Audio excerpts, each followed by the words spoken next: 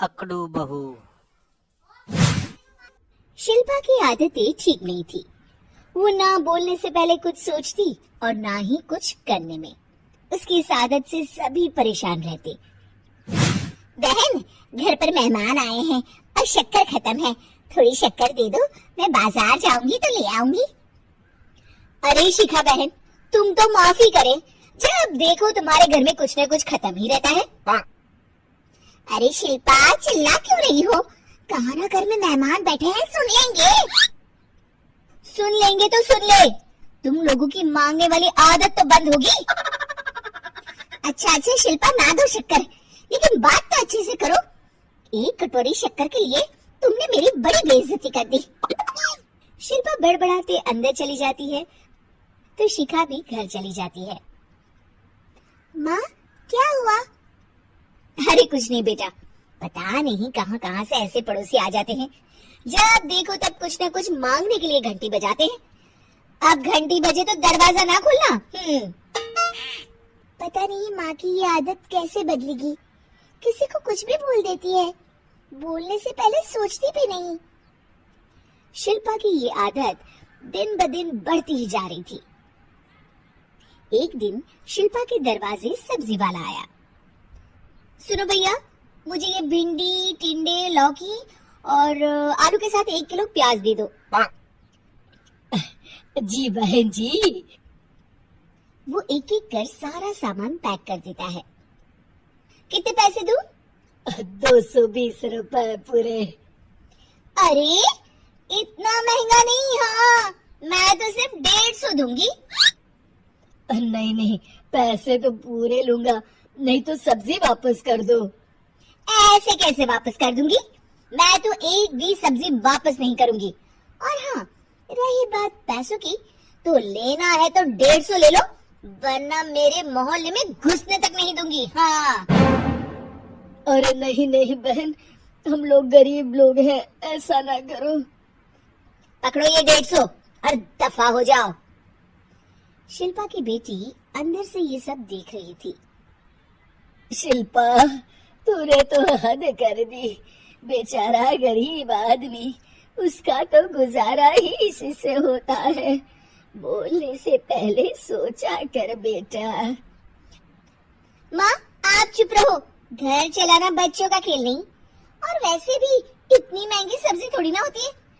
आपको तो सिर्फ खाने से मतलब है, लेकिन मुझे तो सब सोचना पड़ता है ना। शिल्पा की सास ये बात सुनकर दुखी हो जाती है। शिल्पा की बेटी शिल्पा की ये सारी बातें सुन रही होती है। शिल्पा की बेटी एक दिन माँ से कहती है, माँ, ओ माँ, जरा यहाँ तो आना। ओहो, क्या हुआ? क्यों चिल्ला रही हो ऐसे बेटा? हुआ क्या? ये देखिए मेरी स्कूल की ड्रेस कितनी गंदी हो गई है, इसे कौन धोएगा? लेकिन ये तो साफ है बेटा, मैंने अपने हाथ से खुद साफ किया है। माँ, ये ड्रेस इतनी गंदी है कि मैं इसे पहन ही नहीं सकती, चलो मुझे बाजार से नई दिलाओ। शिल्पा दुखी हो जाती है और वहाँ से चली जाती है कि तभी सामने उसकी सास मिल जाती है। शिल्पा, अरे ओ शिल्पा, ये क्या सब्जी बनाई है? ऐसे भी कोई सब्जी बनाता है? शिल्पा सास की इस हरकत से सख्ते में आ जाती है। अरे माँ को तो मैं जो बना दूं उन्हें वो पसंद आ जाता था, फिर आज वो ऐसा व्यवहार क्यों कर रही है? शिल्पा कुछ समझ पाती कि थोड़ी ही देर में उसका पति आ जाता है। अरे शिल्पा, ये क्या है? क्या हुआ आपको? ये मेरी अलमारी पूरी अस्त व्यस्त है, तुमसे कोई काम नहीं होता है, सारा दिन पता नहीं क्या करती रहती हो। अरे मैंने तो सारी अलमारी साफ रखी है। इसे तुम साफ कहती हो? ये तो पूरा कूड़ादान लग रही है। शिल्पा परेशान हो जाती है और समझ नहीं पाती है कि उसके साथ क्या हो रहा है। शिल्पा अकेले कमरे में जाती है और जोर जोर से रोने लगती है। तभी वहाँ उसका पति, सास और बेटी आ जाते हैं। शिल्पा उन लोगों को देखकर और जोर जोर से रोने लगती है।